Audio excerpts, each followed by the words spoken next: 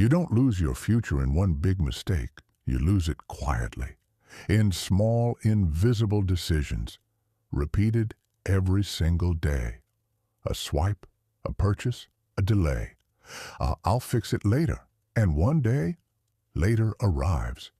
But by then, it's no longer a small problem. It's a decade. If you're in your 40s or approaching them, you are standing in the most dangerous financial decade of your life. Not because you're failing, but because mistakes here don't feel like mistakes. They feel normal, responsible even. And that's exactly what makes them lethal.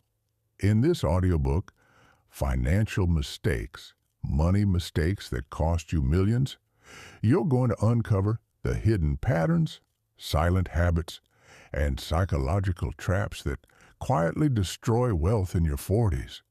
Not the obvious ones, not the ones everyone talks about, but the ones nobody warns you about until it's too late. You will discover how small financial behaviors compound into lost years, how comfort disguises itself as progress, how discipline quietly disappears, and how people who look fine on the outside are silently falling behind. We will break this journey into 25 chapters, each one revealing a different mistake, each one exposing a different illusion, each one giving you the clarity to take control before time takes control of you. Because here's the truth most people avoid. Your 40s don't forgive financial ignorance. They amplify it. This is not financial advice. This is awareness. This is perspective. This is a mirror. And what you do after seeing that mirror is entirely up to you. But if you stay until the end, you won't see money the same way again. You won't see time the same way again. And most importantly, you won't see yourself the same way again. Because money isn't just about numbers. It's about decisions. It's about identity. It's about control. And the people who win financially in their 40s, they're not smarter. They just stopped lying to themselves sooner. So let me ask you something. If your bank account is a reflection of your decisions, what is it trying to tell you right now? Pause for a second. Be honest. Because this audiobook is not here to comfort you. It's here to wake you up. And the first mistake, the one almost nobody realizes they're making, is not about spending. It's not about investing. It's not even about income. It's about something far more dangerous. Something that quietly controls every financial outcome you'll ever have. And once you see it, you can't unsee it. Chapter 1 begins now. Chapter 1. The Illusion of Being Fine. There's a dangerous place in life, a place where nothing feels broken, but nothing is truly working. You're paying your bills. You're earning a decent income. You're not in crisis. You're fine. And that word, fine, is where millions are lost. Because fine is not a destination. It's a delay. Most people in their 40s are not drowning financially. They're drifting. And drifting is silent. No alarms, no warnings, no urgency. Just slow, steady, invisible movement in the wrong direction. You see, financial collapse rarely happens suddenly. It builds quietly behind routines, behind habits that look normal, behind choices that feel justified. And by the time it becomes obvious, it's already expensive to fix. This is why the illusion of being fine is so dangerous, because it removes urgency. And when urgency disappears, action disappears. Think about it. How many times have you told yourself, I'll start saving more next year. I'll look into investing later. I'm doing okay for now. That's not planning. That's postponing. And postponing in your 40s has a cost most people underestimate. Because you're no longer buying time, you're spending it. There's a moment in life when time shifts. In your 20s, mistakes are cheap. In your 30s, they're manageable. But in your 40s, they become expensive, not just financially, but emotionally. Because now you're not just responsible for yourself. You may have a family, responsibilities, expectations, and suddenly, every delayed decision echoes louder. The illusion of being fine hides one critical truth. You're either moving forward or falling behind. There is no neutral, and the world doesn't pause just because you're comfortable. Inflation doesn't pause. Opportunities don't pause. Time doesn't pause. So while you're fine, everything else is moving. And if you're not intentional, you're automatically falling behind. This is what most people never realize. Doing nothing is not safe. Doing nothing is a decision, and it's usually the most expensive one. If this resonates with you, if you've ever felt comfortable but unsure, take a moment, because awareness is where change begins. And if this hits deeper than expected, drop a comment later and say one word, aware, not for anyone else, for yourself. Because once you see it, you can start changing it. But we're just getting started, because the next mistake is something almost everyone believes is responsible, even smart people, even disciplined people. And yet, it quietly destroys more wealth than reckless spending ever could. And it begins with a simple idea. That sounds safe, but isn't. Friends, we're interested to know if any of our viewers here have been watching our videos for more than half a year.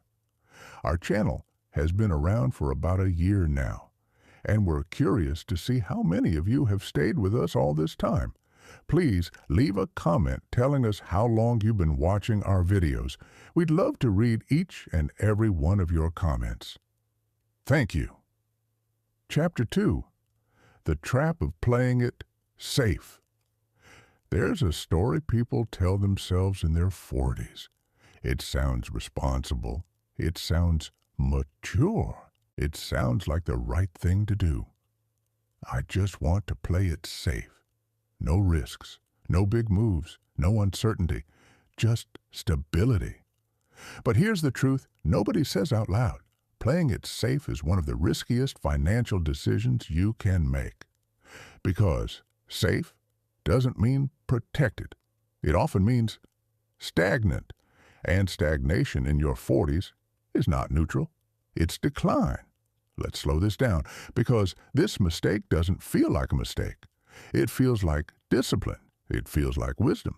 You stop taking risks. You avoid new investments. You stick to what you know. You keep your money where it feels secure. And on the surface, everything looks stable.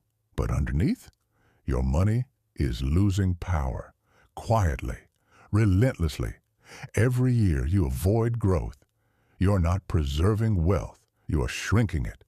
Because the world keeps moving. Markets evolve, opportunities shift, technology advances, and the people who grow financially, they are not reckless, but they are not frozen either. They understand something most people ignore. Safety without growth is just slow loss. Let me ask you something. What feels safer? Keeping your money in a place where it barely grows, or allowing it to work for you intelligently, over time? Most people choose the first option, not because it's smarter, but because it feels predictable. And predictability is comforting. But comfort has a cost. And in your 40s, that cost multiplies, because now you don't just need stability. You need acceleration. You don't have 30 to 40 years to recover from stagnation. You have a narrowing window. And every year you hesitate, you are compressing your future options. This is why many people reach their 50s with a painful realization. They didn't lose money, they lost momentum. And momentum is everything, because wealth is not built by standing still. It's built by consistent, intentional movement. Forward. Now, this doesn't mean you should take reckless risks. It doesn't mean chasing trends. It doesn't mean gambling your future on hype. It means understanding this simple truth. Avoiding all risk is not safety, it's exposure, exposure to inflation, exposure to missed opportunities, exposure to regret. And regret in your 50s hits differently because now you can see the gap between where you are and where you could have been. And that gap is rarely caused by one big mistake. It's caused by years of playing it safe, years of waiting, years of saying, "I'll think about it later." Later is expensive. Later compounds. Later steals options. This is why awareness matters, because once you recognize this pattern, you can interrupt it. You can shift from passive to intentional. You can start asking better questions. Not, is this safe? But, is this moving me forward? Because forward is the only direction that protects your future. If this is hitting something inside you, good. That discomfort, that's clarity trying to break through. And clarity is where transformation begins. Now here's where it gets even more dangerous. Because the next mistake is not about fear. It's about confidence, overconfidence, the kind that builds slowly, the kind that feels earned, the kind that whispers, "You've got time." And that one belief has cost people more years than almost anything else. Chapter 3 is where we go deeper, because time is not as patient as you think. Chapter 3, the lie of "I still have time." There's a sentence that sounds harmless, almost comforting. I still have time. It doesn't feel dangerous. It doesn't feel reckless. It feels reasonable. But that sentence quietly destroys more futures than bad investments ever could. Because time in your 40s is not the same time you had in your 20s. It doesn't move the same. It doesn't forgive the same. And it definitely doesn't compound the same. Let that sink in. Most people don't fail financially because they make terrible decisions. They fail because they delay good ones. And delay feels safe. Delay feels flexible. Delay feels like you're still in control. But here's the truth. Delay is the most expensive habit you can afford. Think about this. If you delay investing for 5 years in your 20s, you can recover. If you delay for 5 years in your 30s, you feel it. But if you delay for 5 years in your 40s, you don't just lose time, you lose leverage. Because wealth is not just about how much you invest. It's about how long your money has to work. And when time shrinks, pressure grows. This is where people make their next mistake. They panic later, they rush decisions, they chase shortcuts. Because suddenly, the runway feels shorter. But what created that pressure? Not failure, delay. You see, time doesn't announce itself. It doesn't knock on your door and say, "Hey, just so you know, your window's closing." It just moves, quietly, every day. And while you're telling yourself you still have time, time is quietly removing your options. This is why your 40s require a different mindset. Not urgency driven by fear, but urgency driven by awareness. Because when you understand how time works, you stop negotiating with it. You stop saying later. You start asking, what can I do now that my future self will thank me for? And that question changes everything. Let me give you a perspective shift. Most people think wealth is built by big moves, huge investments, massive breakthroughs, but that's not how it works. Wealth is built by consistency over time. And when you reduce time, you increase the effort required to reach the same result, which means the longer you wait, the harder it gets. Not impossible, but heavier. And here's the part that hits the hardest. People don't realize how much time they've lost until they finally decide to act. That moment when you sit down, look at your finances, and realize, I should have started earlier. That moment is heavy because it's not just about money. It's about lost potential, lost growth, lost ease. But here's the good news. Awareness resets the clock. Not literally, but mentally. Because once you see the truth, you stop lying to yourself. And when you stop lying to yourself, you start making real decisions. Decisions that move you forward, not someday. Now, if this is hitting you, if you feel that slight tension, that quiet realization, good. That means you're waking up. And waking up in your 40s is still powerful because you still have time, but only if you stop wasting it. Now here's where it gets even more subtle, because the next mistake doesn't feel like delay, it feels like effort. It feels like you're doing the right thing, working harder, earning more, pushing forward, but underneath that effort, there's a hidden flaw, one that keeps people stuck, even when they're trying, and it revolves around one dangerous belief, that income alone will save you. Chapter 4 begins now, because working harder is not the same as getting ahead. Chapter 4, the income illusion. There's a belief that feels logical, it feels motivating, it feels like progress. If I just earn more, everything will be fine. So you work harder, you take on more responsibility, you push for raises, you build your career, you increase your income, and for a while, it works. You feel relief, you feel growth, you feel like you're moving forward, but then something strange happens. Despite earning more, you don't feel wealthier, you don't feel free, you don't feel ahead, you just feel busier. This is the income illusion, and it traps millions of people in their 40s. Because income alone does not create wealth. It creates potential, but potential without structure disappears quietly.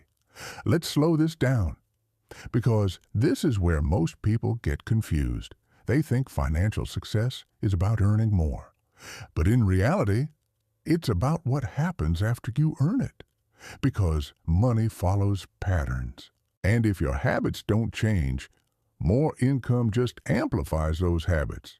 Spend a little before, you'll spend more now. Save inconsistently before, you'll save inconsistently at a higher level. Avoid investing before, you'll keep avoiding it, just with bigger numbers.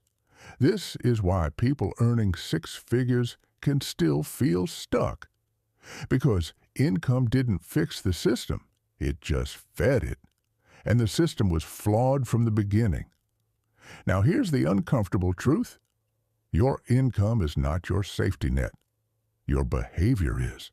Because income can disappear, jobs change, industries shift, economies move, but your habits, they follow you everywhere. So if your habits are weak, higher income becomes a temporary illusion, a short-term upgrade, not a long-term solution. And this is where the real danger shows up. Because higher income can hide financial problems. It can mask inefficiency. It can delay awareness. It creates a false sense of control. You think you're doing well because you're earning well. But earning well and building wealth are not the same thing.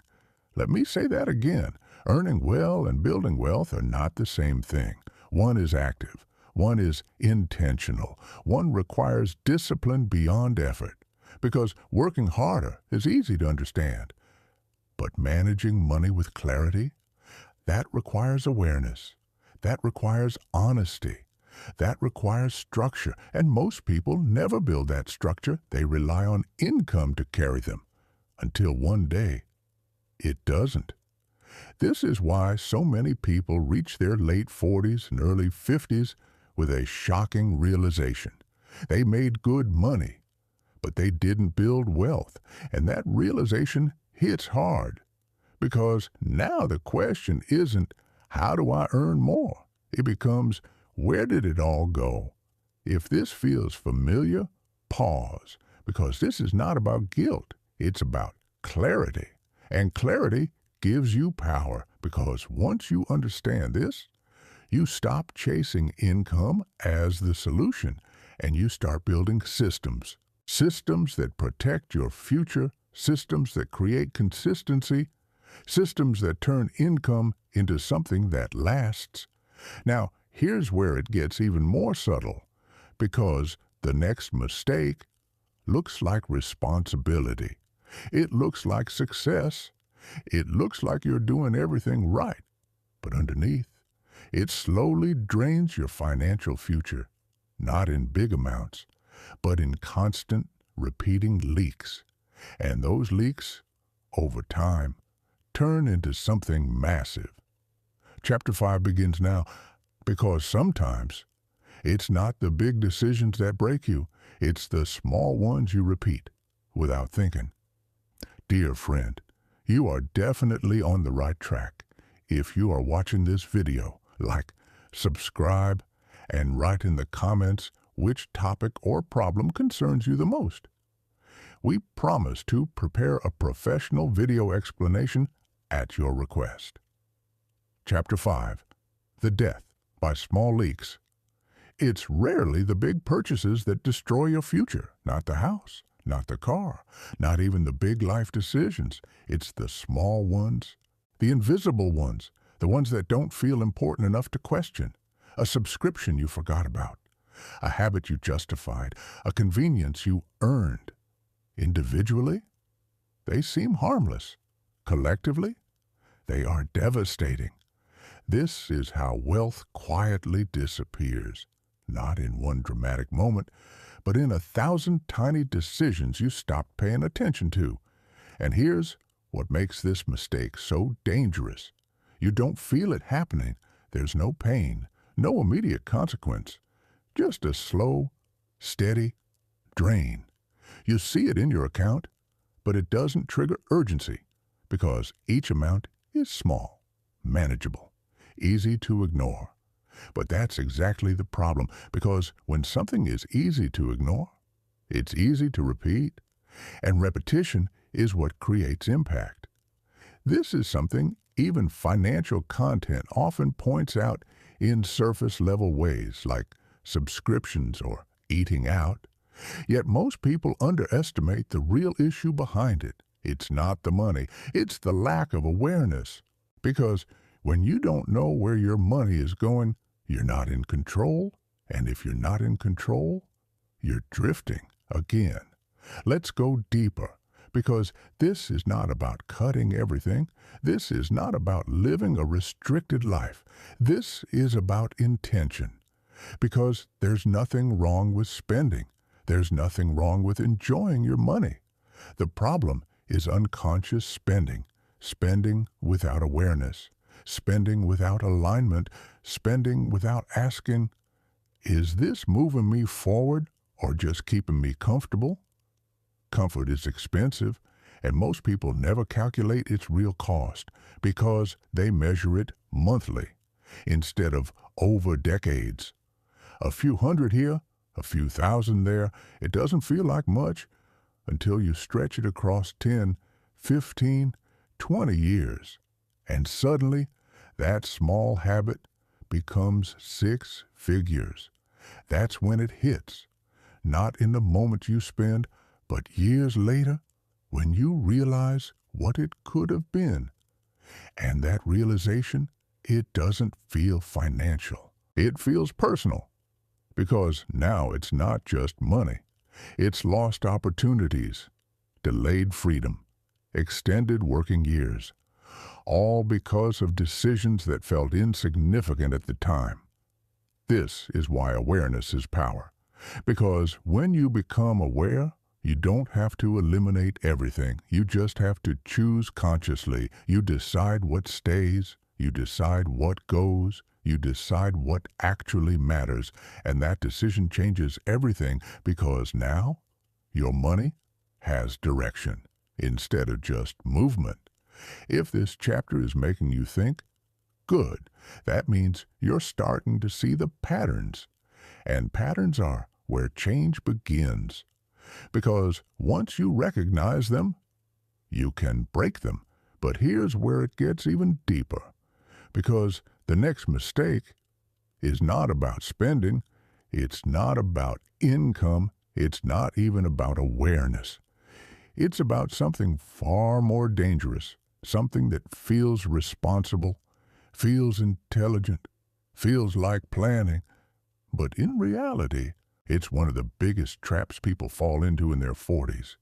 And it's called doing it later when things calm down. Chapter 6 begins now, because waiting for the right time might be the biggest delusion of all. Chapter 6, the I'll do it when things calm down trap. There's a quiet agreement people make with themselves, not out loud, not consciously. But it sounds something like this. I'll get serious about my finances when things calm down, when work slows down, when the kids grow up, when life gets less busy, when stress disappears, when. And here's the truth that hits hard. Things don't calm down. You just get used to the chaos. Life doesn't suddenly create space for discipline. You have to create it. And if you don't, that later you're waiting for, it never arrives. This is one of the most dangerous financial delays in your 40s because it feels justified. You're busy. You're responsible. You're handling real life. And that makes it easy to believe this just isn't the right time. But let's be honest for a moment. When was the last time life truly slowed down?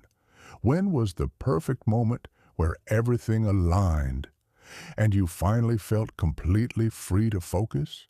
It doesn't happen because life is not designed to give you ideal conditions. It's designed to test your priorities, and your financial future is one of those priorities. But when you keep pushing it back, you're not delaying a task, you're delaying a transformation. And transformation doesn't wait, it compounds, just like money. Every month you delay organizing your finances.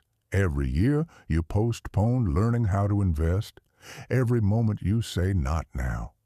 You are reinforcing a pattern of avoidance, a pattern of delay, a pattern of reacting instead of leading. And patterns become identity. You become the person who will get to it later. But later is a moving target. It keeps shifting because there's always something else. Another responsibility, another distraction, another reason. And before you realize it, years have passed.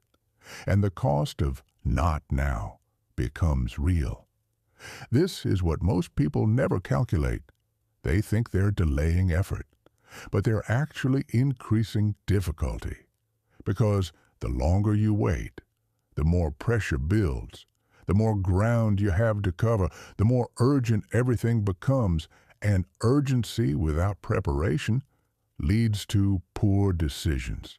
That's when people panic invest, panic save, panic change, and panic rarely leads to clarity. It leads to mistakes.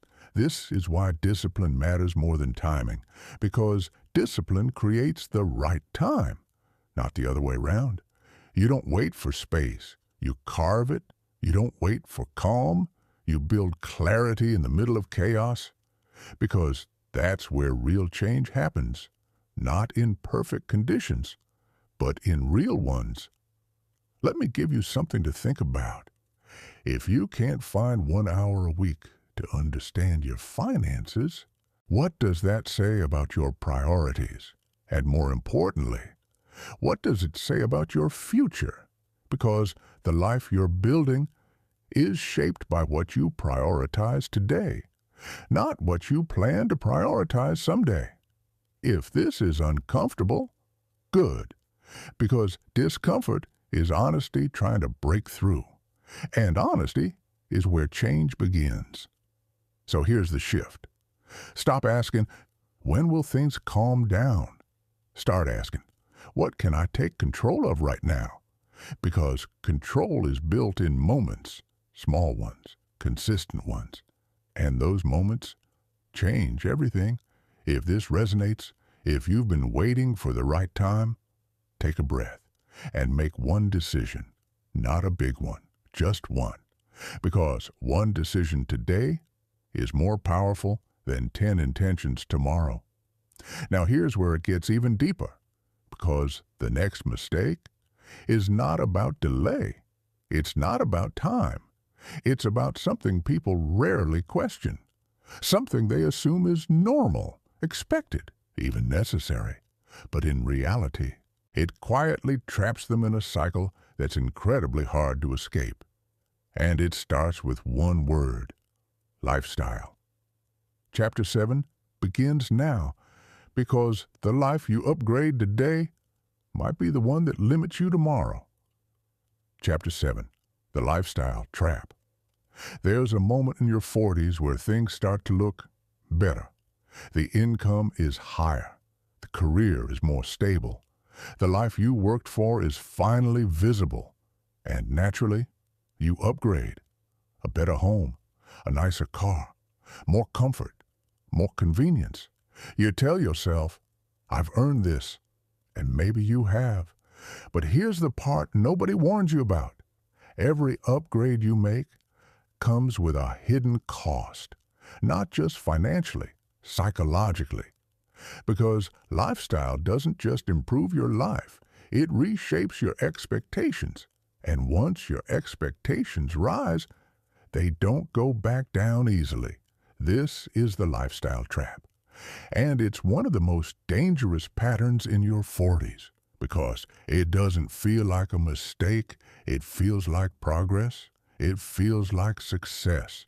But underneath that feeling, there's a shift happening, a shift from freedom to obligation. You see, every upgrade increases your baseline. Your monthly expenses rise, your financial commitments grow, your margin for error shrinks. And suddenly, the life you built to feel free starts requiring more just to maintain. That's when something subtle happens. You stop working to grow and start working to sustain. That shift is everything, because now your income isn't building your future, it's supporting your present. And if anything changes, your entire system feels the pressure. Let me ask you something. If your income stopped tomorrow, how long could your current lifestyle survive? That question reveals more truth than any financial statement. Because lifestyle inflation doesn't show up as a problem until it's tested. And when it's tested, it becomes clear very quickly. Most people don't realize they're trapped until they feel stuck. Stuck in a job they can't leave. Stuck in expenses they can't reduce, stuck in a system they built without thinking long term. This is why lifestyle is not just a financial decision, it's a strategic one. Because every upgrade should come with a question. Does this increase my freedom or reduce it? And most people never ask that. They upgrade automatically, emotionally, socially, reactively, because it feels normal. Everyone else is doing it. It looks like success. But appearances don't build wealth. Decisions do. And the people who win financially in their 40s, they understand something most people ignore. You don't rise to your income level. You fall to your lifestyle level if your lifestyle grows faster than your discipline. You lose control, quietly, gradually, until one day you realize you've built a life that depends on constant performance. And that's not freedom, that's pressure. Now here's the shift. This doesn't mean you shouldn't enjoy your life. It doesn't mean you should avoid upgrades. It means you should control them, intentionally, strategically. Because when you control your lifestyle, you control your future. You create space, flexibility, options, and options are the real currency of wealth. If this is making you think about your own lifestyle, good. Because awareness here changes everything. It allows you to pause, to evaluate, to decide what truly matters and what's just noise. Because not every upgrade is progress. Some are just distractions in disguise. Now, here's where it gets even more uncomfortable. Because the next mistake is not about spending more. It's not about lifestyle. It's about something deeper, something emotional, something that doesn't show up in numbers, but controls every financial decision you make. And it's something most people never confront. Fear. Chapter 8 begins now. Because the decisions you avoid are often the ones that matter most. Dear viewers, write which city you're from. It's interesting to see which corners of the world are watching our videos. Chapter 8. The fear that looks like logic. Fear rarely announces itself. It doesn't say, I'm stopping you. It doesn't say, I'm holding you back. Instead, it sounds reasonable. It sounds like logic. I need to understand more before I start. I don't want to make the wrong move. I'll wait until I feel more confident. And just like that, fear disguises itself as intelligence. This is one of the most subtle financial mistakes people make in their 40s. Because it doesn't feel like avoidance. It feels like caution, and caution feels responsible. But here's the truth. Fear doesn't stop you by being loud. It stops you by being convincing. You convince yourself to wait, to hesitate, to stay where you are, not because you're lazy, but because you don't want to mess it up. And that's understandable, because by your 40s, the stakes feel higher. You're not experimenting anymore. You're protecting your family, your stability, your future. But here's the paradox. The more you try to avoid mistakes, the more likely you are to make one. Because doing nothing is still a decision. And in finance, inaction has consequences. Let's go deeper. Most people are not afraid of losing money. They're afraid of looking wrong, of making a decision that fails, of stepping into something unfamiliar. So instead, they stay in what they know, even if what they know isn't moving them forward. This is how fear creates stagnation, quietly, respectfully, logically. You don't even realize it's happening. You just feel not ready. But readiness is a myth. No one feels ready when they start something new. They feel uncertain, they feel uncomfortable, they feel exposed. And that's where growth begins, not in certainty, but in movement. Because clarity doesn't come before action, it comes from it. Let me ask you something. How many financial decisions have you delayed because you wanted to learn more? Be honest, because learning can be powerful, but it can also become a shield, a way to stay safe without moving forward, a way to feel productive without taking action. And over time, that pattern becomes dangerous because now you're not just learning, you're avoiding. And avoidance costs more than mistakes ever will, because mistakes teach you, they refine you, they move you forward. Avoidance, it keeps you exactly where you are. And in your 40s, standing still is not neutral, it's decline. This is why the people who build wealth are not fearless. They just act despite fear. They understand something critical. You don't eliminate fear. You outgrow it through action, small actions, consistent actions, imperfect actions, because action builds confidence, not the other way around. If this is hitting something inside you, good, because awareness of fear is the first step to breaking it. You don't need to eliminate all uncertainty.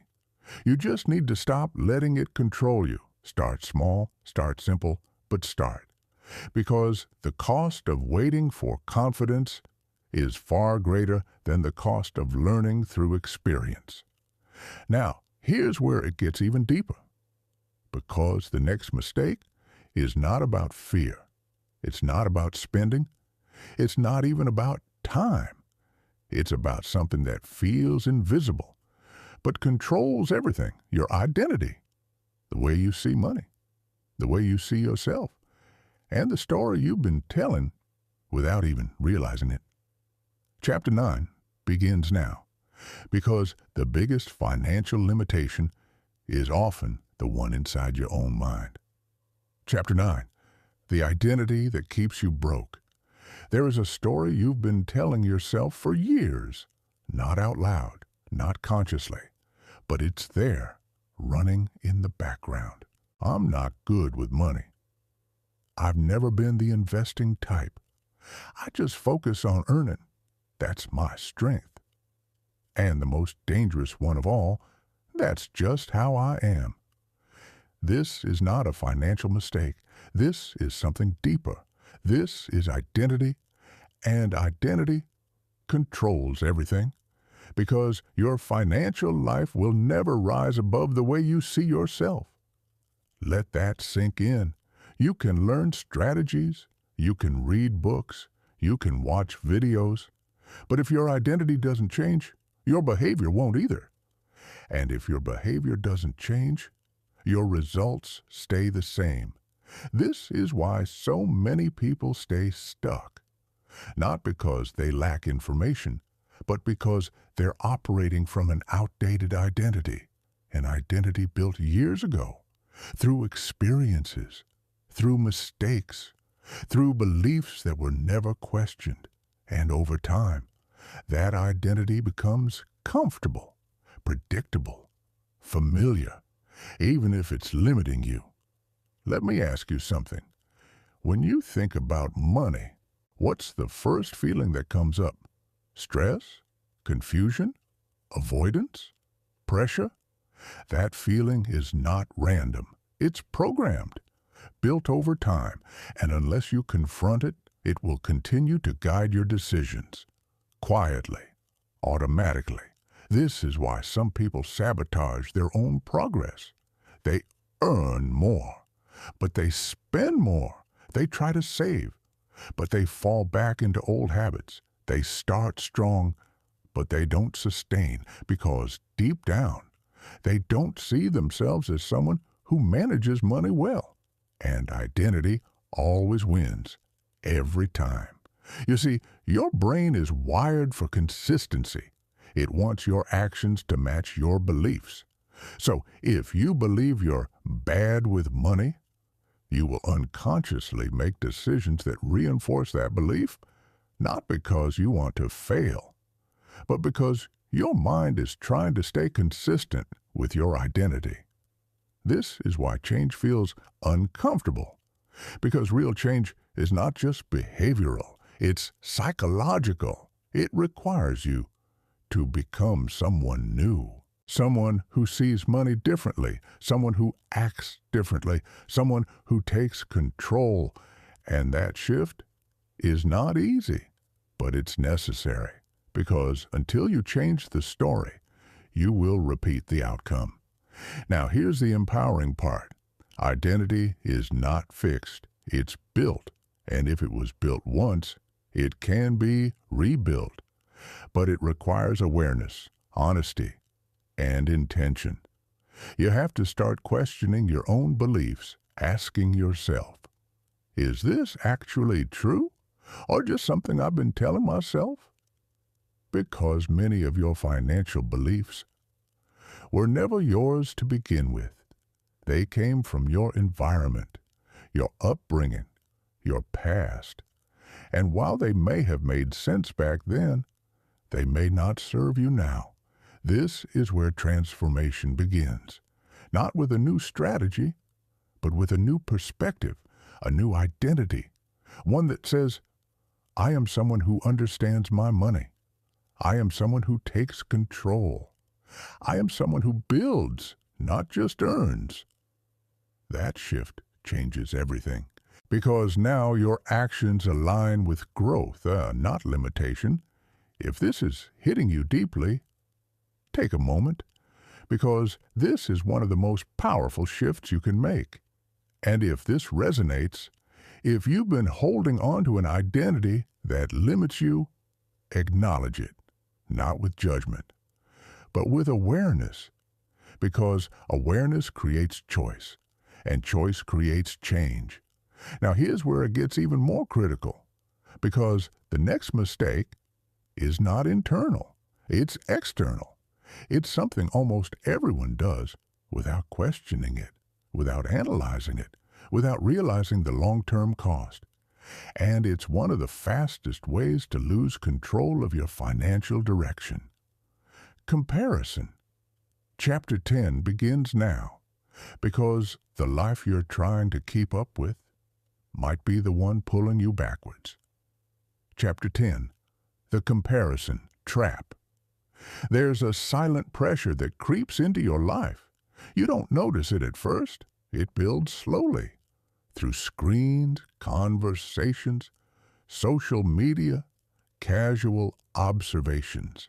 Someone buys a bigger house. Someone upgrades their car. Someone takes another luxury vacation. And without realizing it, you start measuring your life against theirs. This is the comparison trap. And in your 40s, it becomes incredibly dangerous, because now the stakes are higher. You're not just comparing lifestyle, you're comparing progress. You start asking questions like, am I behind? Should I be doing more? Why are they ahead? And those questions quietly influence your decisions, not logically, emotionally. You see, comparison doesn't just affect how you feel. It affects how you act. Because once you start measuring yourself against others, you stop making decisions based on your own reality and start reacting to theirs. That's where things begin to break. You upgrade not because it fits your plan, but because it fits your perception of where you should be. You spend not because it adds value, but because it maintains an image. You stretch not because it's strategic, but because you don't want to feel behind. And slowly, your financial life becomes reactive, not intentional. This is how people lose control, not through ignorance, but through influence. Because the truth is, you don't know the full story of the people you're comparing yourself to. You don't see their debt. You don't see their stress. You don't see their trade-offs. You only see the outcome, and you compare that outcome to your reality. That comparison is incomplete, and incomplete information leads to poor decisions. Let me ask you something. Have you ever made a financial decision just to keep up? Be honest, because most people have, and it rarely leads to peace. It leads to pressure, because now you're not just managing your life. You're managing expectations. Expectations that were never yours to begin with. This is why comparison is so dangerous, because it disconnects you from your own path, your own priorities, your own goals. And once you lose that connection, you lose clarity. And without clarity, you drift. Again, this is where awareness changes everything. Because once you see the pattern, you can break it. You can step back and ask yourself one simple question. Is this decision aligned with my future or someone else's image? That question creates distance. Distance from noise. Distance from pressure. Distance from unnecessary decisions. Because your financial journey is personal. It's not a race. It's not a competition. It's a system. And systems require consistency, not comparison. The people who win financially in their 40s, they don't chase appearances. They build alignment. They know what matters to them. They define success on their own terms. And they make decisions accordingly, not emotionally, but intentionally. If this is hitting something inside you, pause. Because this is one of the most freeing realizations you can have. You don't need to keep up. You don't need to prove anything. You just need to stay aligned. Because alignment builds momentum, and momentum builds freedom. Now here's where it gets even more uncomfortable, because the next mistake is not about others. It's not about lifestyle. It's not about perception. It's about something deeply personal, something many people avoid thinking about until it's too late, and it has the power to destroy everything you've built if ignored. Risk. Chapter 11 begins now, because the biggest financial threats are often the ones you never prepared for. We'd also like to remind you that we have a private members community on our channel.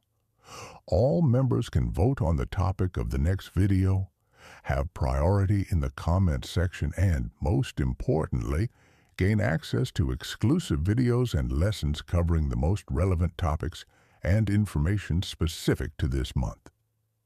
Thank you. Let's keep moving forward. Chapter 11. The risk you pretend doesn't exist.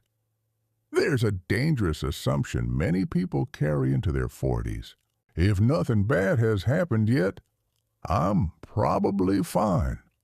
No major illness, no financial collapse, no sudden crisis. So you keep moving forward, assuming stability will continue. But here's the truth most people don't like to think about. Risk doesn't need your permission to show up, and when it does, it doesn't care how fine things were before. This is one of the most overlooked financial mistakes, not because people don't know risk exists, but because they choose not to think about it. Because thinking about risk is uncomfortable. It forces you to face uncertainty, vulnerability, loss. So instead, you avoid it. You focus on the present. You assume things will continue as they are, and that assumption is where the danger begins. Because risk is not about probability. It's about impact. Low probability, high impact events. The kind that don't happen often, but when they do, they change everything. Job loss, health issues, unexpected expenses, economic shifts. You don't plan for them because they're likely. You plan for them because they're possible. And if you don't, you're exposed completely. Let me ask you something. If your income stopped tomorrow, how long would your current life hold? 1 month? 3 months? 6 months? Or would everything start collapsing immediately? That answer reveals your level of risk, not your income, not your status, your resilience. Because resilience is what protects you when things don't go as planned. And in your 40s, resilience is not optional, it's essential. But most people don't build it. They rely on stability instead. They assume consistency. They trust the system they've built without testing it. And untested systems break under pressure. This is why financial strength is not just about growth. It's about protection, because what you keep matters just as much as what you earn. Now here's the uncomfortable part. Many people delay building protection because it doesn't feel exciting. It doesn't feel urgent. It doesn't create visible results. But it creates something far more important: security. Not the illusion of security, real security. The kind that allows you to breathe, to think clearly, to make decisions without panic. Because when risk hits and you're unprepared, everything becomes reactive. You don't choose your moves, you're forced into them, and forced decisions are rarely good ones. But when you're prepared, you respond calmly, strategically, with control. That's the difference, not luck, preparation. This is why ignoring risk is not neutral. It's a gamble, a silent one, a delayed one, but a real one, and the cost is often far greater than the effort it takes to prepare. If this is making you uncomfortable, good, because this is not about fear, it's about awareness. You don't need to panic, you need to prepare. Small steps, simple actions, consistent awareness. That's how you build resilience. And resilience protects everything else you're building. Now here's where it gets even deeper, because the next mistake is not about external risk, it's internal. It's about something that quietly sabotages progress. Even when everything looks fine on the outside, even when income is stable, even when habits seem okay, and it's something most people don't even realize they're doing. Ignoring the numbers. Chapter 12 begins now, because what you don't track, you can't control. Chapter 12. The danger of not knowing your numbers. There's a quiet discomfort most people carry, but rarely confront. They don't fully know their numbers. Not exactly, not clearly. They have an idea, a rough estimate, a general feeling. I think I'm doing okay. I roughly know what I spend. I check sometimes. But sometimes is not control, and roughly is not clarity. This is one of the most underestimated financial mistakes in your 40s, because it doesn't feel urgent. It doesn't feel critical. It feels optional. But here's the truth. If you don't know your numbers, you don't know your reality. And if you don't know your reality, you can't improve it. You can't optimize it. You can't protect it. You're just guessing. Let's slow this down, because this mistake doesn't come from laziness. It comes from avoidance, because numbers force honesty. They remove assumptions. They expose patterns, and sometimes those patterns are uncomfortable. So instead of facing them, people stay vague. They check their balance. They look at their income, but they don't go deeper. They don't analyze. They don't track consistently, because deep down, they're not sure what they'll find. And that uncertainty feels easier than clarity. But clarity is where power lives, because once you see the numbers, you see the truth, not the story, not the assumption, the truth.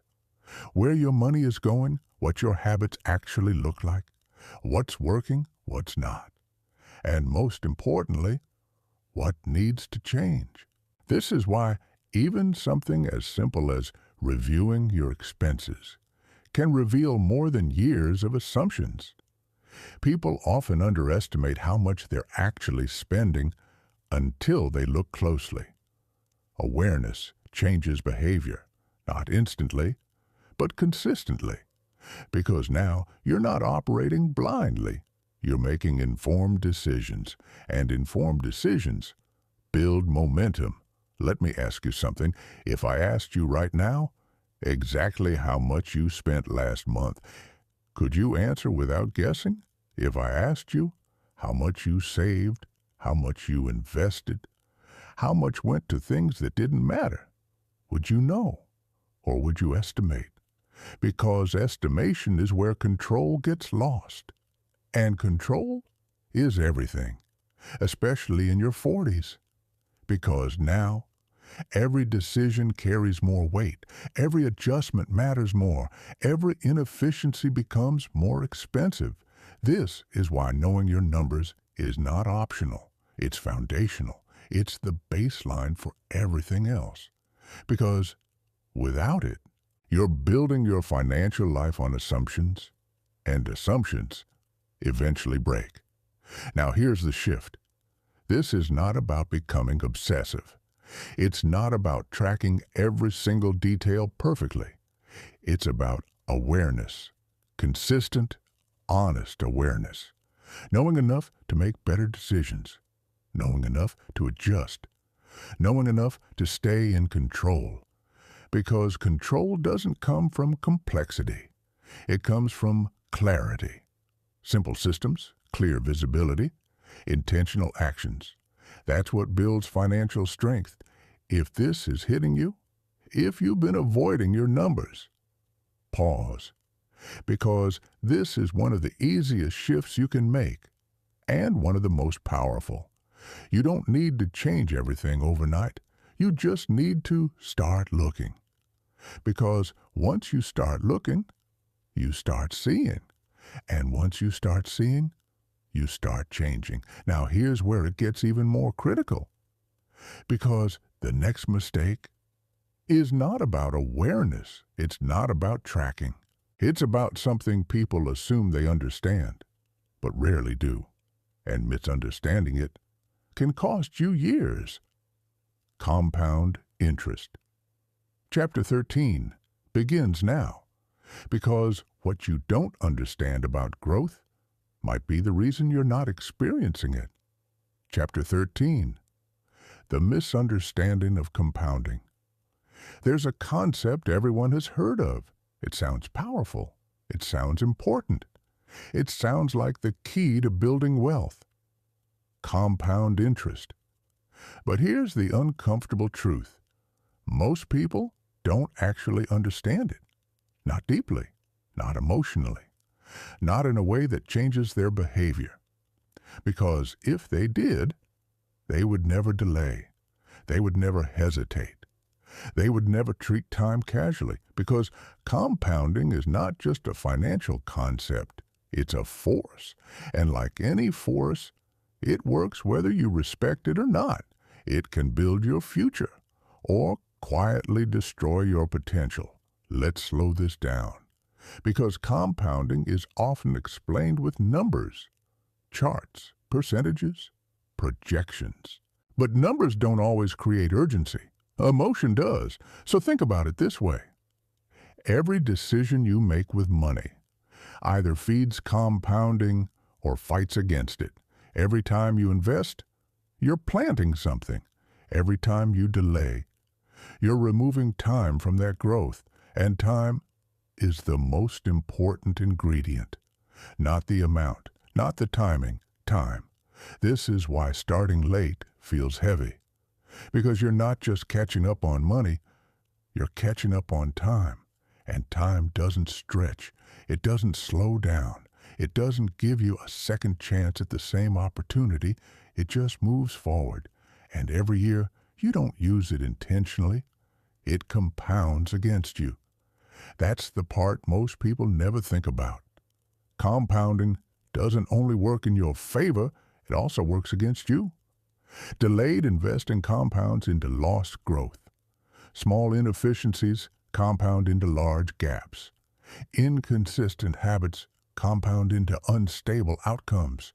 This is why people in their 50s often feel behind, even if they're earning well, because they underestimated the power of time. They thought they could make it up later. But compounding doesn't work like that. You can't compress decades into a few intense years. You can't rush what is built slowly, and trying to do so often leads to risky decisions.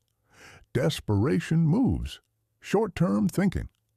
Because now the pressure is real. and pressure changes behavior. This is why understanding compounding is not about math. It's about mindset. It's about realizing that small, consistent actions over time outperform big, delayed efforts, always, every time, without exception. Let me ask you something. If you had started investing seriously 10 years ago, where would you be today? Pause. Really think about it. Because that gap you're imagining, that difference, that's the cost of misunderstanding compounding. And the same thing is happening right now. Today's decisions are shaping your next 10 years, whether you realize it or not. This is why awareness matters so much, because once you understand compounding, you stop looking for shortcuts.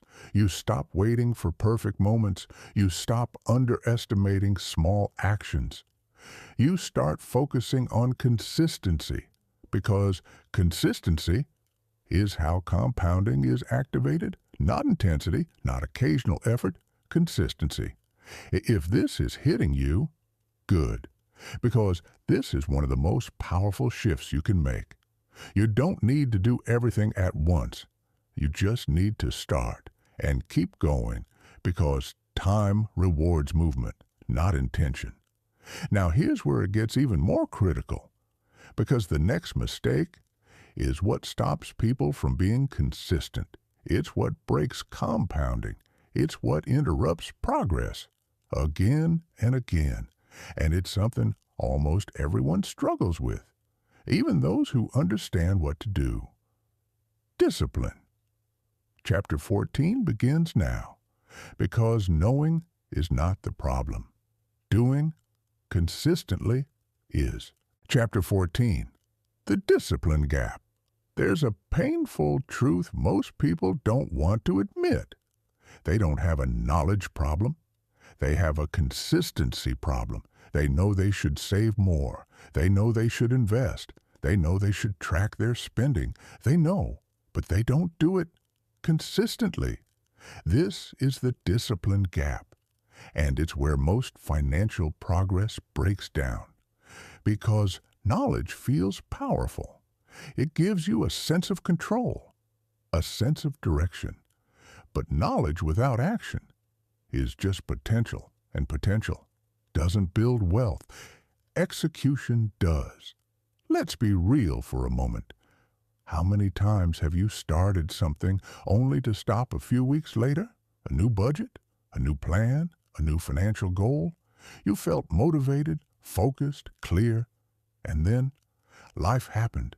You got busy, you got distracted, you lost momentum, and slowly you returned to your old patterns, not because you wanted to fail, but because discipline wasn't strong enough to carry you through.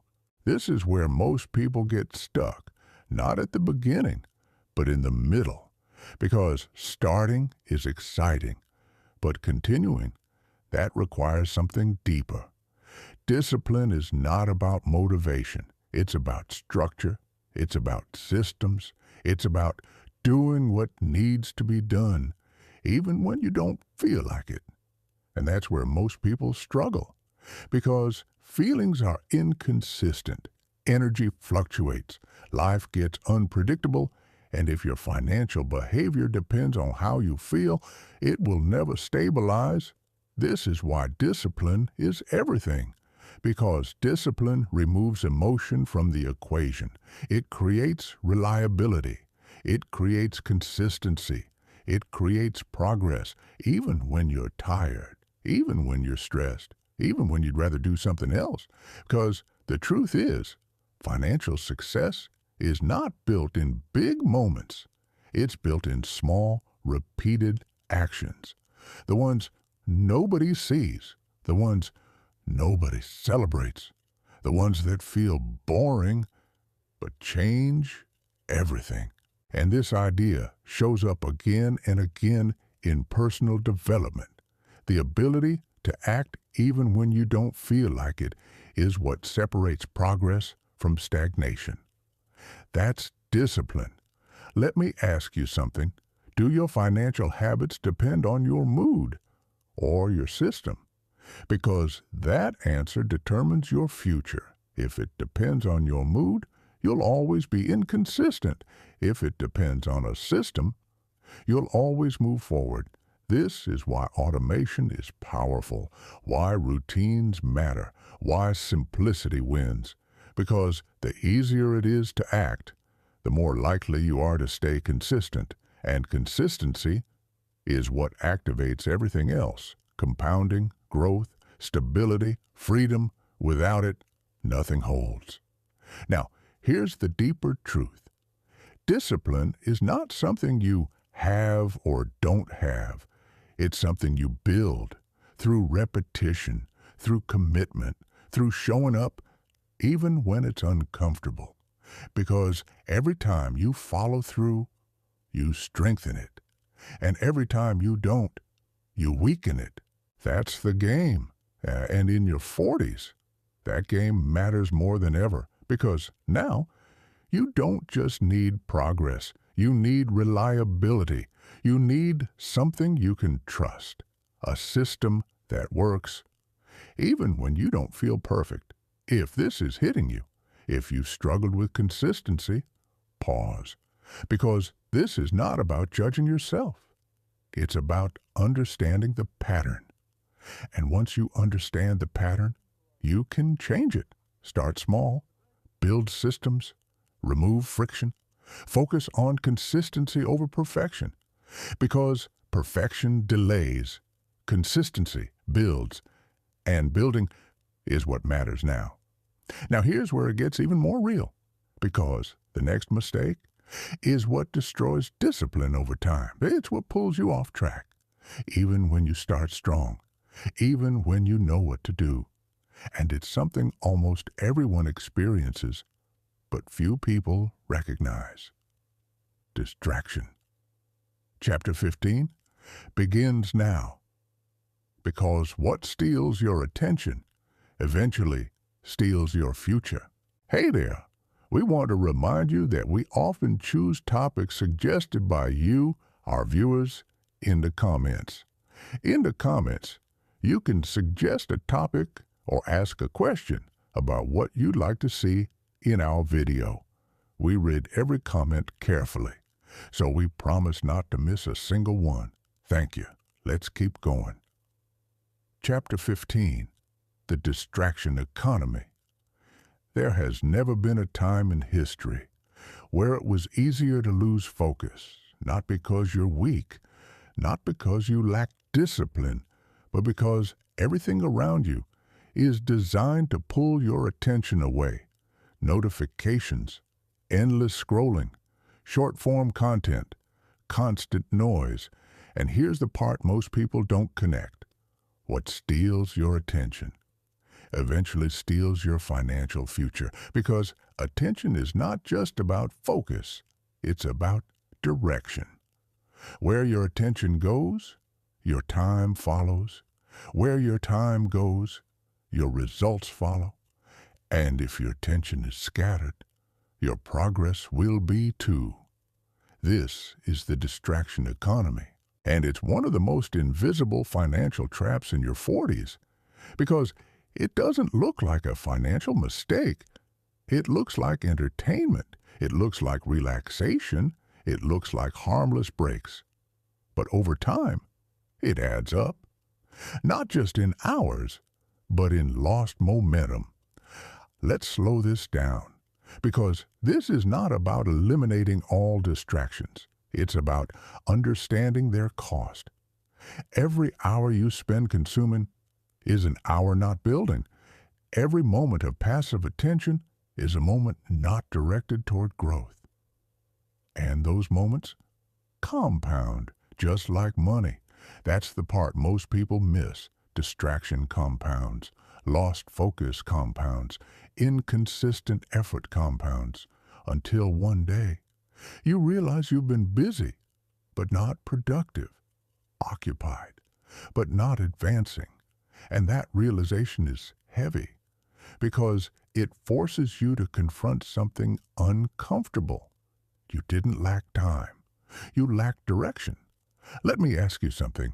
How many hours did you spend last week on things that didn't move your life forward? Be honest. Because most people underestimate this. They think it's just a little. But a little, repeated daily, becomes years. Years of lost progress, years of delayed growth, years of missed opportunities. And in your 40s, those years matter more than ever. Because now, you don't have unlimited time to recover. You need focus, intentional focus, directed energy, because energy without direction gets wasted. And wasted energy creates frustration. This is why so many people feel stuck. Not because they're not working hard, but because their attention is divided, pulled in different directions, fragmented, and fragmented focus leads to fragmented results. Now here's the shift. You don't need to eliminate distractions completely. You need to control them. Set boundaries. Create intentional space. Decide where your attention goes, instead of letting it be decided for you, because when you take control of your attention, you take control of your direction, and direction is everything. If this is hitting you, pause, because this is one of the most overlooked changes you can make, and one of the most powerful. You don't need more time. You need better focus, because focused time multiplies results. Unfocused time dilutes them. Now here's where it gets even deeper, because the next mistake is what happens when distraction turns into something else, something more subtle, more dangerous, and much harder to detect. Comfort. Chapter 16 begins now, because the life that feels easy today might be the one that costs you tomorrow. Chapter 16, the comfort that costs you. Everything comfort feels earned. It feels like the reward for years of effort, years of discipline, years of pushing through hard seasons.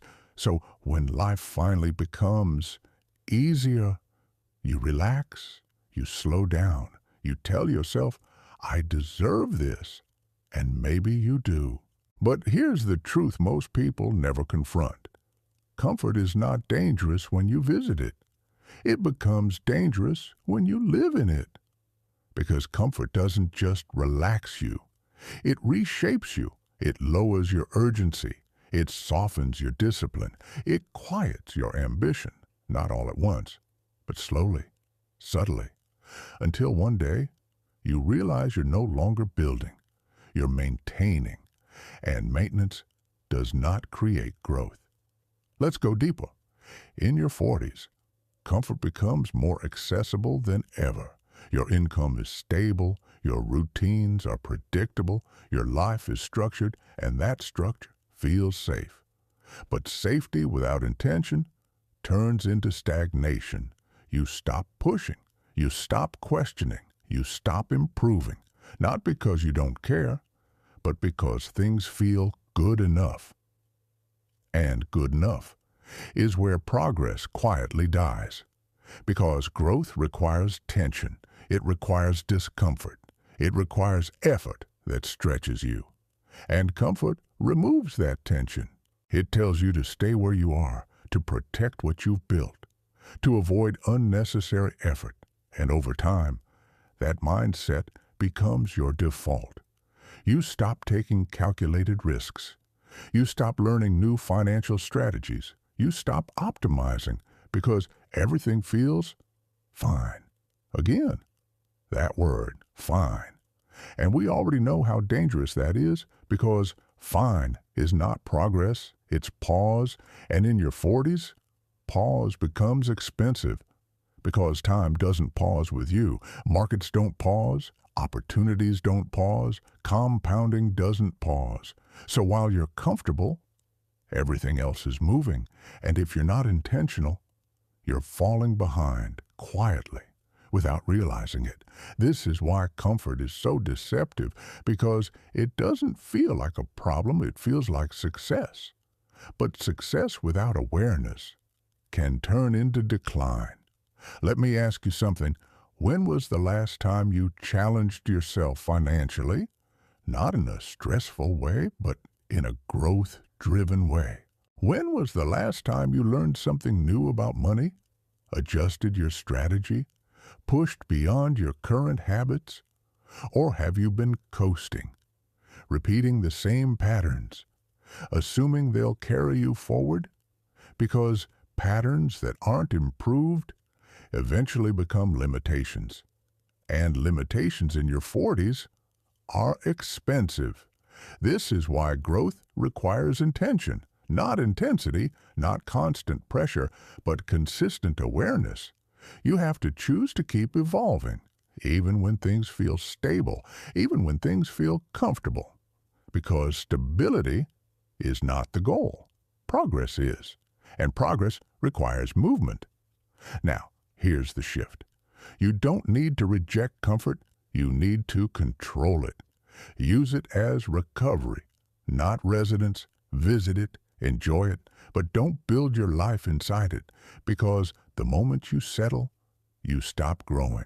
And when you stop growing, you start declining. That's the reality. If this is hitting you, pause, because this is one of the hardest truths to accept, but also one of the most powerful. You don't need to disrupt your life completely. You just need to stay intentional, keep learning, keep adjusting, keep moving forward, because forward is what keeps you alive financially. Now here's where it gets even more real, because the next mistake is what happens when comfort meets something else, something that feels logical, responsible, even necessary. But in reality, it creates one of the biggest financial traps of all: debt. Chapter 17 begins now, because not all debt is obvious, but all debt has a cost. Chapter 17. The debt that feels normal. Debt doesn't always feel like danger. In fact, in your 40s, it often feels normal, expected, even necessary. A mortgage, a car payment, credit cards, financing options. It's everywhere, and because it's everywhere, it stops feeling like a risk. It becomes part of life. But here's the truth most people avoid. Debt doesn't care how normal it feels. It only cares how much control it takes from you. Let's slow this down, because not all debt is bad. Some debt can be strategic, calculated, used as leverage. But most people don't use debt that way. They use it emotionally, conveniently, automatically. And that's where the problem begins. Because every time you say, "I'll just pay it off later," you're making a decision about your future, a decision that reduces your flexibility, your options, your freedom. And the most dangerous part? You don't feel it immediately. You feel the benefit now, the car, the upgrade, the convenience, the cost. That shows up later, quietly, through monthly payments, through interest, through long-term commitments, and over time, those commitments stack. Until one day, you're not earning for your future, you're earning for your past decisions. That's the trap. You become locked into payments, locked into obligations, locked into a system that requires constant income just to maintain. And that's not freedom. That's pressure. Let me ask you something. How much of your monthly income is already spoken for before you even make a new decision? Before you invest? Before you save? Before you build anything new? Because that number reveals your level of control. The higher it is, the less flexibility you have, the less room you have to adapt, to pivot, to grow. This is why debt is not just a financial issue, it's a strategic one, because it limits your ability to move. And movement is everything, especially in your 40s, because now you need options. You need the ability to adjust, to take opportunities, to respond to changes. But when you're heavily tied down, every decision becomes constrained, you don't ask, "What's the best move?" You ask, "What can I afford to handle right now?" That's a completely different mindset, and it leads to completely different outcomes. Now here's the deeper truth. Debt doesn't just affect your money. It affects your thinking. It creates pressure, stress, dependence, because now you're not just working for growth. You're working to keep up. And when you're in that state, it's hard to think long term. It's hard to take strategic risks. It's hard to build something bigger because your focus is survival, maintenance, stability. And while stability feels safe, it can quietly limit your future if it's built on obligations instead of freedom.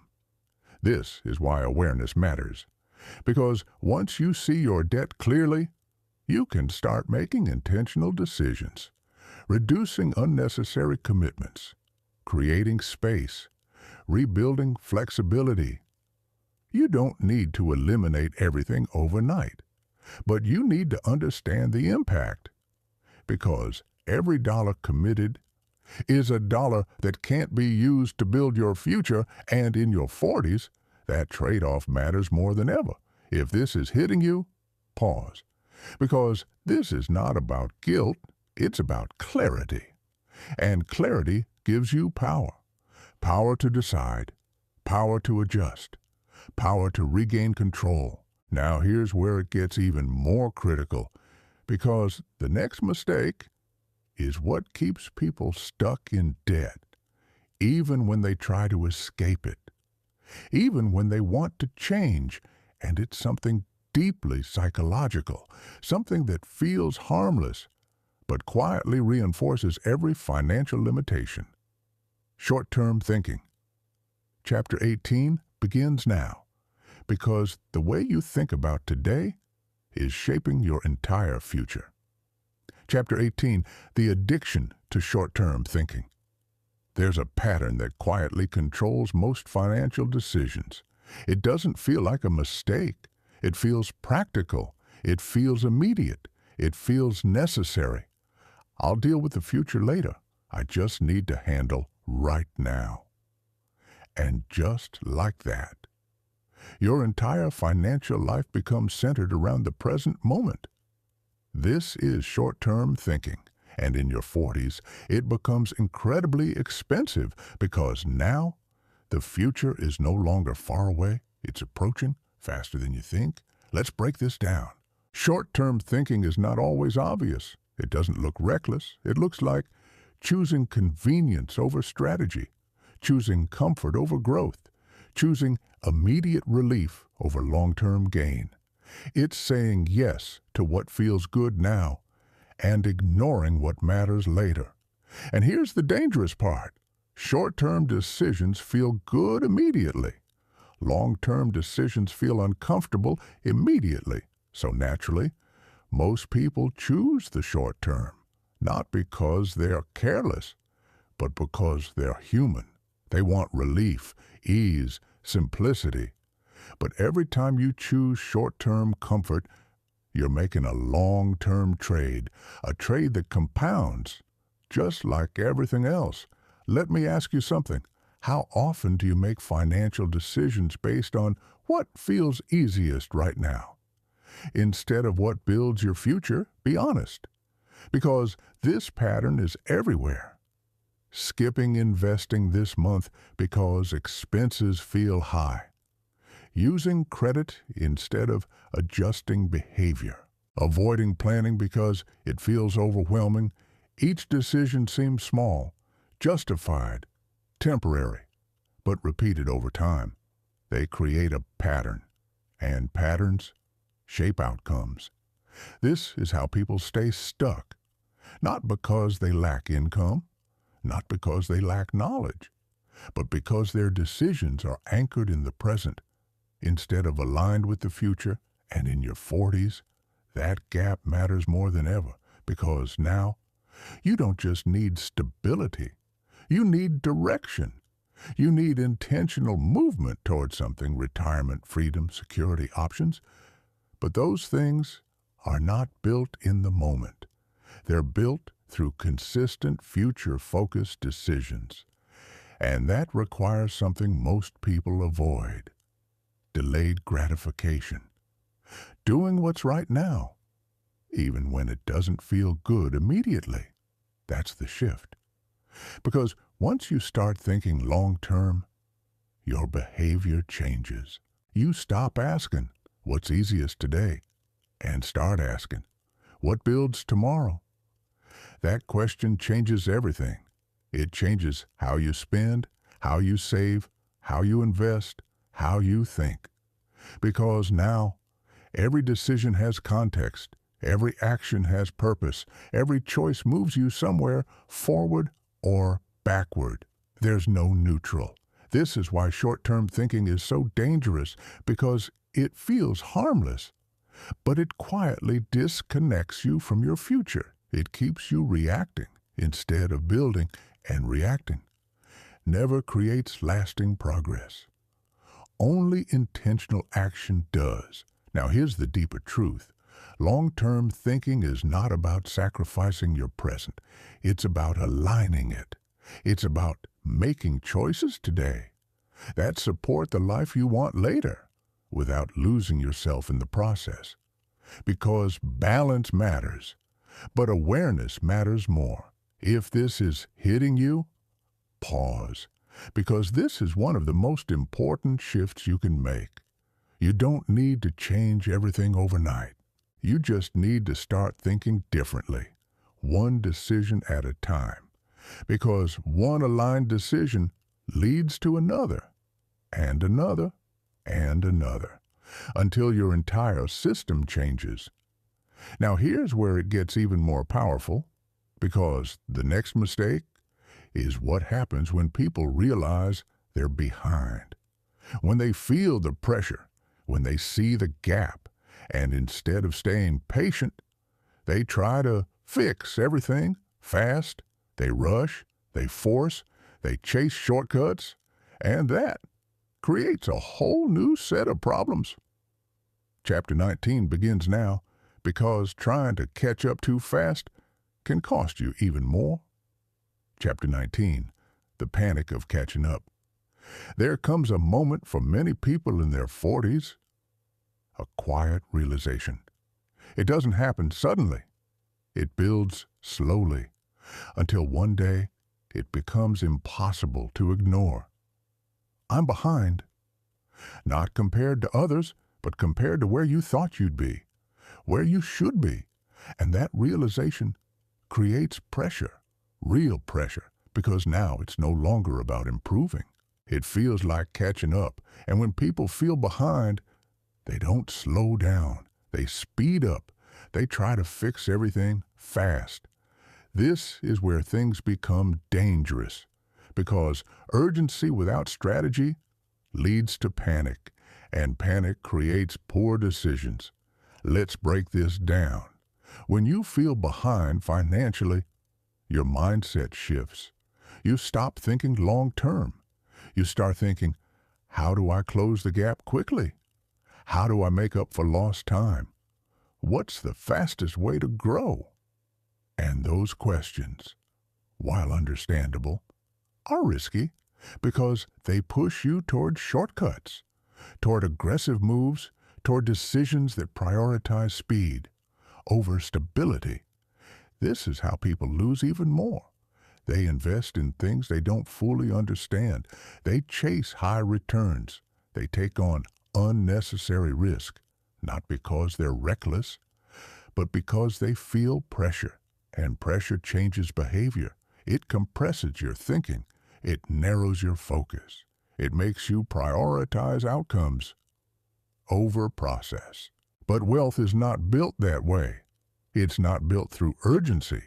It's built through consistency. And consistency requires patience, even when you feel behind. Let me ask you something. If you suddenly doubled your risk, just to catch up faster, would you also accept doubling your chances of failure, because That's the trade most people ignore. They focus on the potential upside and overlook the downside. And in your 40s, downside risk matters more than ever because you don't just lose money, you lose time. And time is harder to recover. This is why patience is not passive. It's strategic. It's choosing to move forward steadily instead of trying to leap forward recklessly, because slow, consistent progress will always outperform rushed, inconsistent effort, especially over time. Now here's the deeper truth. Feeling behind is not the problem. Reacting emotionally to that feeling is, because the moment you panic, you lose clarity. You stop thinking objectively. You start chasing outcomes instead of building systems. And systems are what create lasting results. Not one big move, not one lucky break, but consistent, intentional action. Over time, if this is hitting you, if you've ever felt that pressure, pause, because this is a critical moment, a moment where you can choose your direction. You can choose panic, or you can choose patience. You can choose reaction, or you can choose strategy. Because here's the truth. You don't need to catch up overnight. You need to stop falling behind. And that shift changes everything. It removes pressure. It restores clarity. It allows you to move forward without risking everything. Because progress, even slow progress, is still progress. And progress builds momentum. Momentum builds confidence. And confidence builds consistency. That's how you win. Not fast, but effectively. Now here's where it gets even more real. Because the next mistake is what happens when people try to stay safe. After feeling that pressure, they swing in the opposite direction. They avoid risk completely. They freeze. They stop moving. And that creates another problem. One just as dangerous.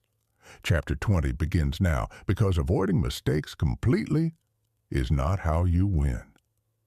Chapter 20. The freeze after fear. After pressure comes hesitation. After panic comes fear. And after fear comes something even more dangerous. Stillness. You've seen the risks. You've felt the pressure. You've realized the gap. So what do? You stop. You hold back. You tell yourself, I don't want to make a mistake. And just like that, you freeze. This is the opposite side of panic, and it's just as destructive. Because while panic pushes you into reckless action, fear pulls you into inaction. And inaction is a decision. Let's slow this down, because this mistake doesn't feel like failure. It feels like control. You're being careful, cautious, measured. You don't want to lose what you have. You don't want to take unnecessary risks. So you wait, you observe, you delay. But here's the truth. Avoiding all mistakes guarantees one big one: staying still.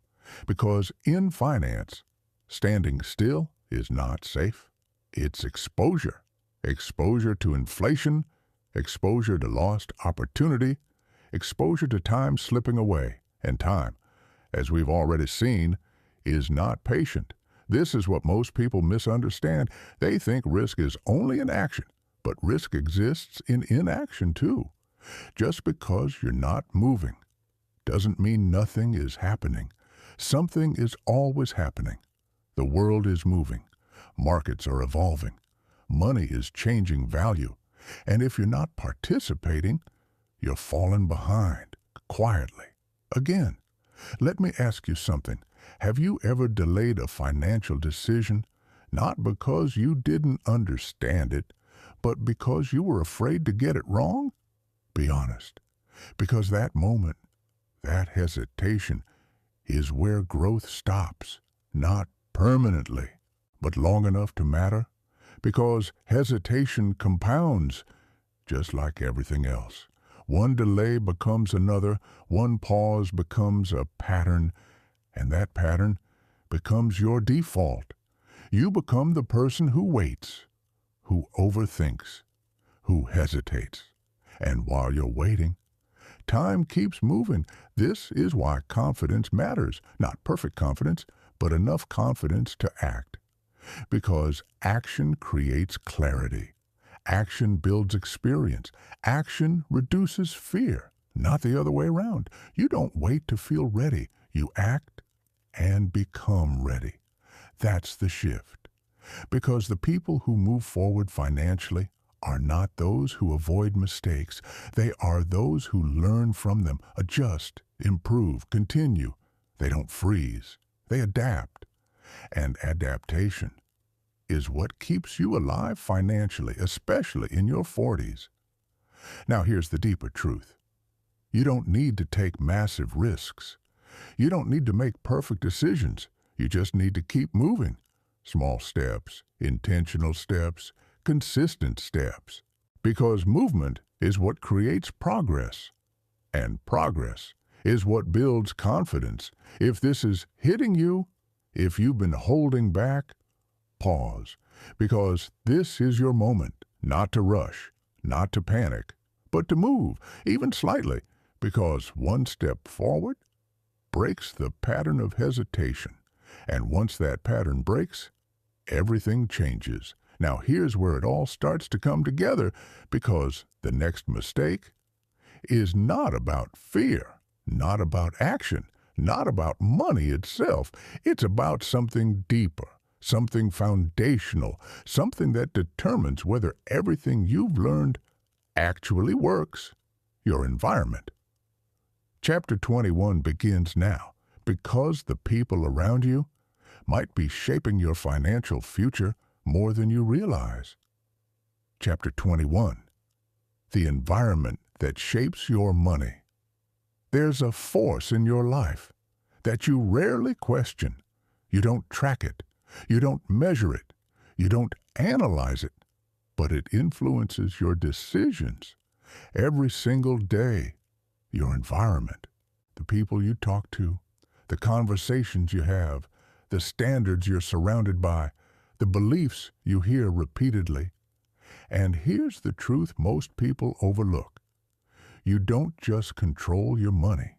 Your environment controls how you think about money. Let that sink in.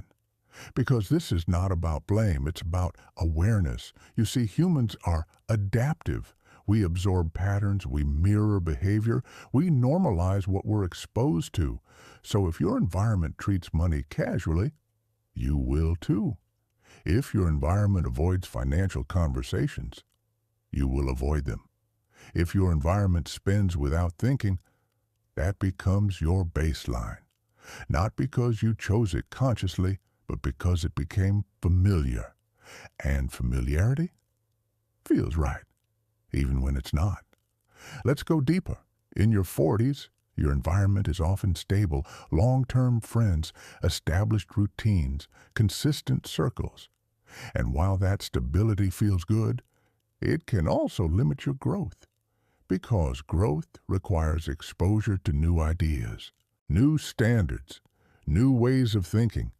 And if your environment doesn't challenge you, it quietly keeps you where you are. This is why some people evolve financially, and others stay stuck. Not because of intelligence, not because of effort, but because of exposure. What they see, what they hear, what they believe is possible. Let me ask you something. When was the last time you had a real conversation about money? Not surface level, not casual, but intentional, about strategy, growth, future planning. If that feels rare, that's not an accident. That's your environment. And environments shape behavior quietly, consistently, without you even realizing it.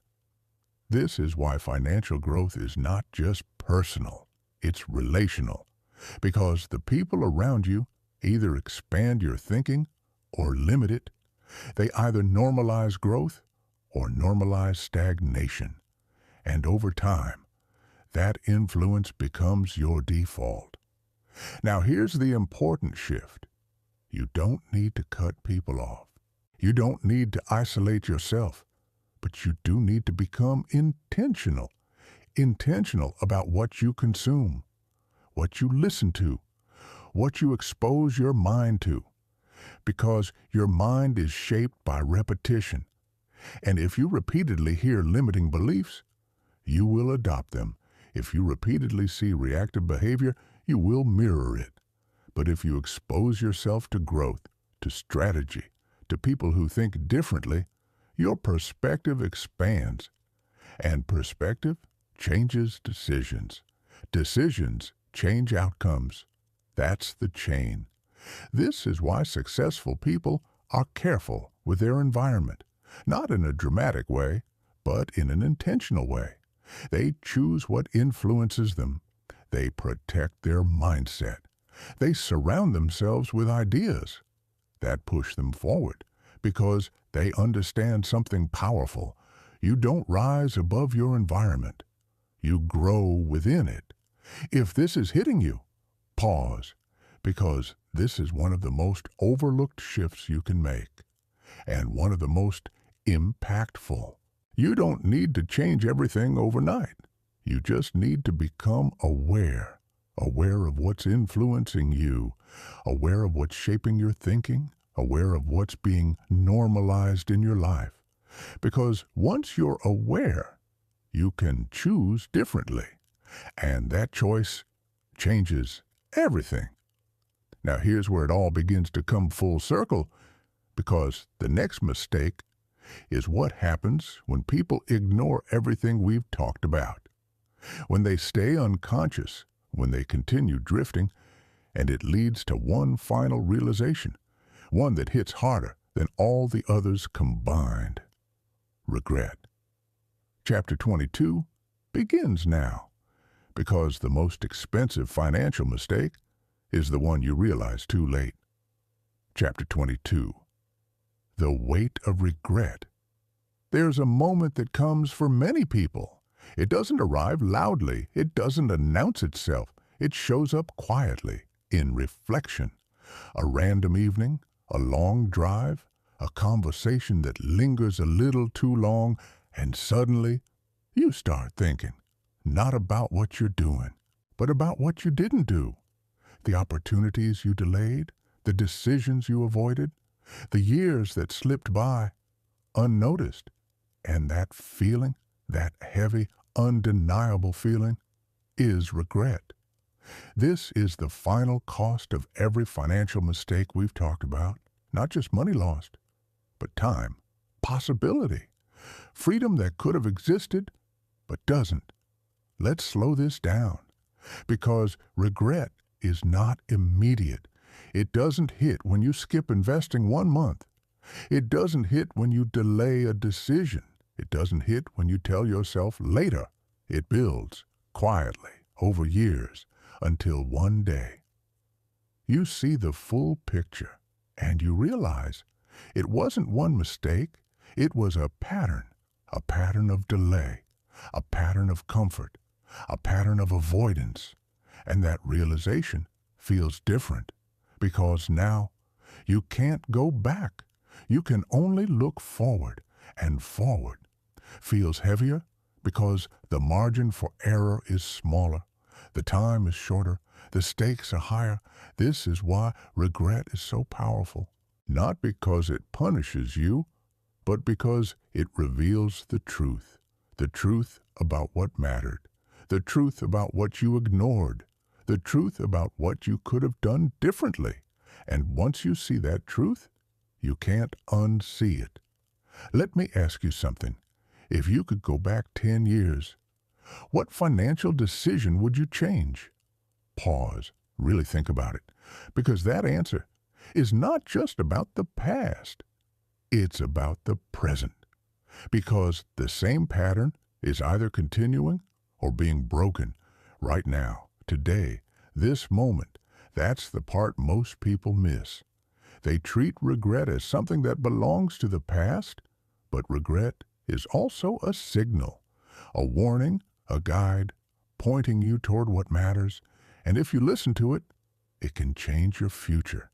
Because awareness, even late awareness, is still powerful. It still creates opportunity.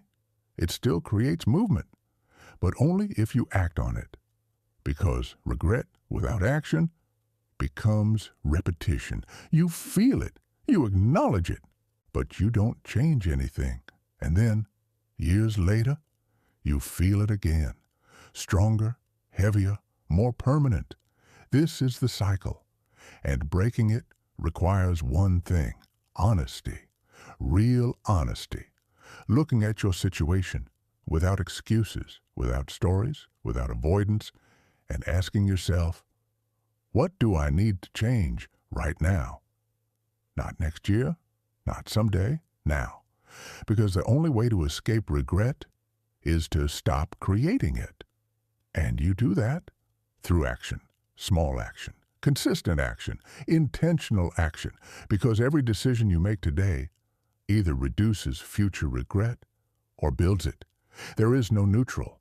This is where everything we've talked about connects. Time, discipline, awareness, risk, identity, all of it leads here to this moment of choice, because your future self is watching, not literally, but in a very real sense. The person you will become is shaped by what you do next, and that person will either thank you or question you. That's the reality. If this is hitting you deeply, good, because this is the turning point, the moment where awareness becomes action or stays awareness, and the difference between those two is everything.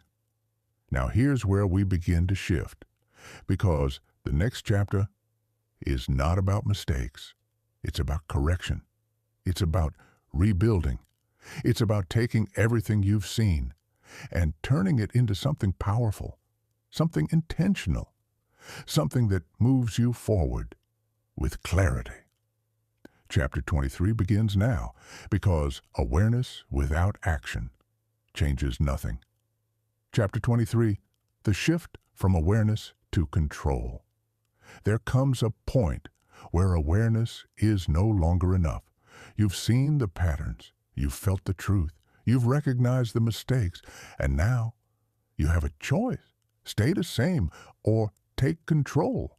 Because here's the reality. Awareness shows you the problem. Control is what changes your future. And control is not complicated, but it is intentional. Let's slow this down. Most people think financial control requires perfection, complex systems, extreme discipline, but that's not true. Control starts with clarity. Simple clarity. Knowing where you are, knowing where you're going, and knowing the steps in between. That's it. Not everything at once, not a complete overhaul overnight, just direction. Because direction creates momentum, and momentum changes everything. Let me ask you something. If you had to describe your financial direction right now, could you? Clearly? Or does it feel vague, uncertain, undefined? Because that difference is the difference between drifting and building. Drifting feels busy, but building creates results. And results require structure. Not rigid structure, not overwhelming systems, but simple, repeatable actions. The kind that don't rely on motivation, the kind that don't collapse when life gets busy, the kind that carry you forward, even when you don't feel perfect. This is where control begins, not with intensity, but with consistency. Now here's the shift. Instead of trying to fix everything, focus on anchors, small points of stability, things that ground your financial life, a consistent saving habit, a clear understanding of your expenses, a simple investing routine, not complicated, just consistent, because consistency builds trust. Chapter 25 begins now, because this is where everything changes. Chapter 25. The person you become. At the end of everything, all the strategies, all the mistakes, all the awareness. There is only one thing that truly determines your financial future. Who you become, not what you know, not what you plan, not what you intend, but who you become through your decisions. Because every action you take is shaping your identity, quietly, consistently, powerfully. Let's slow this down. This entire journey has not been about money, not really. It's been about awareness, discipline, clarity, control.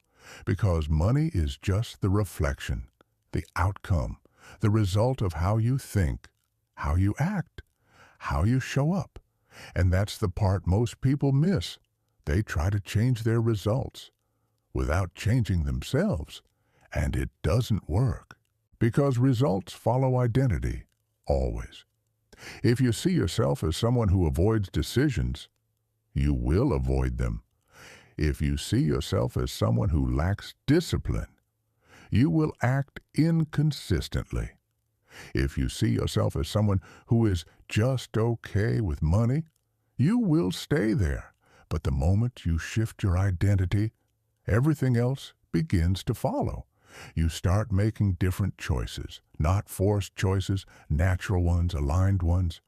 Because now, you're not trying to change your life.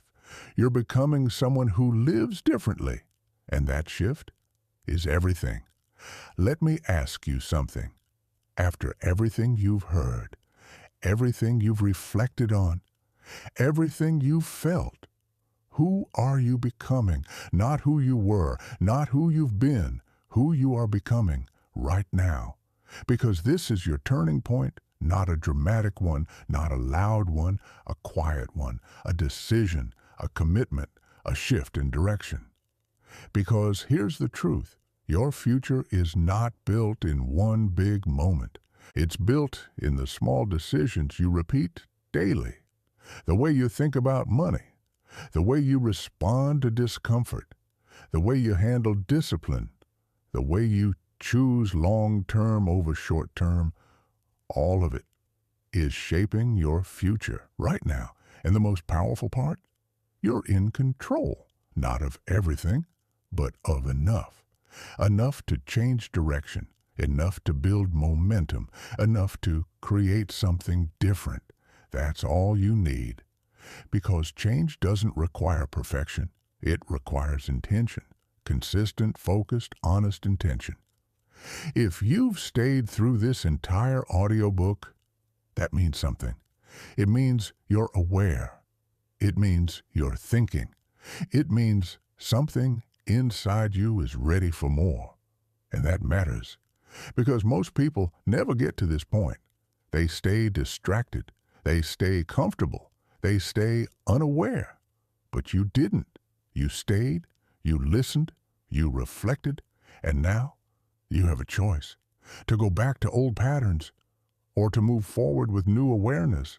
Because awareness without action changes nothing, but awareness with action changes everything. So here's what I want you to do. Not tomorrow, not next week, right now. Make one decision.